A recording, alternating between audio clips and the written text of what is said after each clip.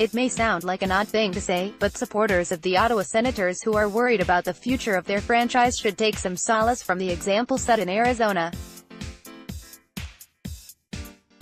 No, seriously. It's true. It has been 22 years since the Coyotes landed in Phoenix, almost every one of them bad. The franchise decamped for suburban Glendale in 2003, and in the years since have included a bankruptcy, a long period in which the team was a ward of the league, multiple ownership changes and all kinds of legal actions between the team and the municipality. At one point just a couple of years ago, Glendale was losing so much money on a lousy arena lease deal that it dared the team to move. Glendale eventually agreed to a lease that allows it to still lose millions annually, but fewer millions. Progress. Through all of this, the NHL in general and Commissioner Gary Bettman in particular, has been unwavering in his support for the team in Arizona.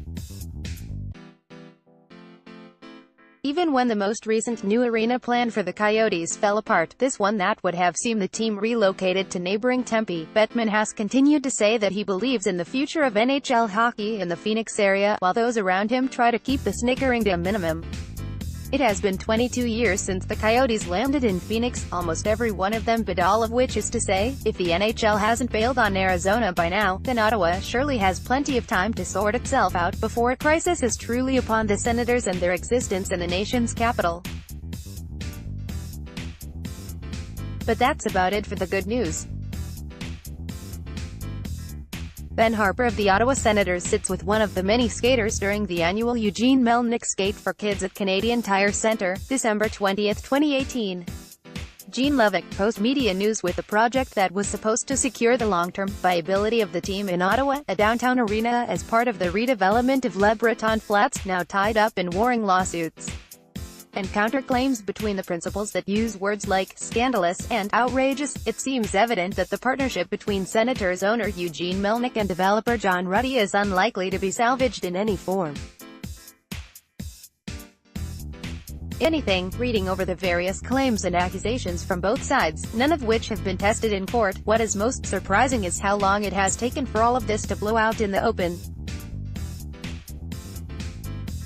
The would-be partners have not been working harmoniously, to put it mildly, since almost the moment the National Capital Commission chose their group as the winning bid to develop Le Breton in April 2016.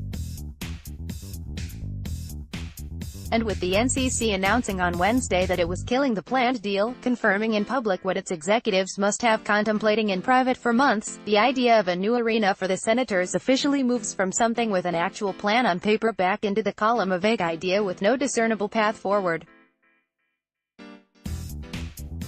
The options going forward for the Senators line up like so, save the existing Le Breton plan, somehow. Melnyk has said he is willing to see the whole project to Ruddy and his Trinity developments, with the Senators still to play in the new arena, which the other parties would build themselves. Give the man points for audacity.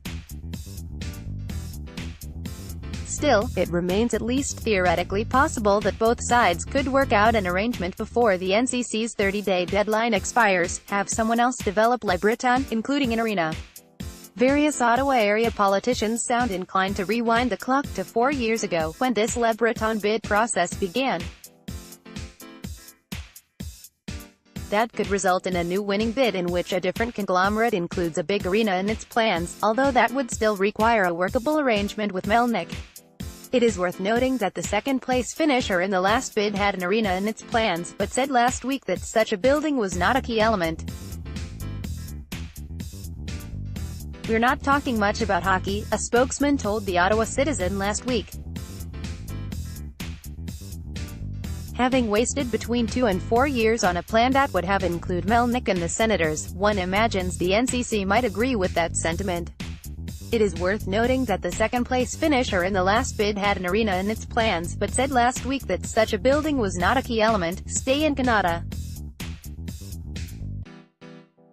The attendance woes at the Canadian Tire Centre are well chronicled, but whatever the reasons for the decline, the Senators were playing to 100% of capacity there as recently as the 2012-13 season. The team has been an off-ice clown show for some years now, but if the rebuild results in a young, exciting, competitive team, would fans still stay away out of spite toward the owner? Would a cup contender soothe traffic frustrations? Not helping matters in the stay-the-course option is that a move downtown has been billed as essential for years now. Leave the city entirely. This possibility is last on this list for a reason. As much as Canadians enjoy shaking their fists at Bettman, he has been loath to uproot teams, with some obvious exceptions.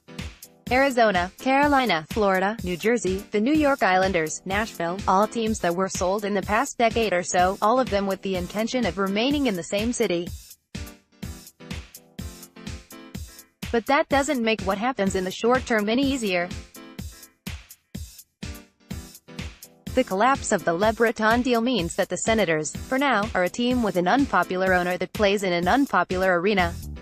At some point one of those things has to give, doesn't it? Post Media News.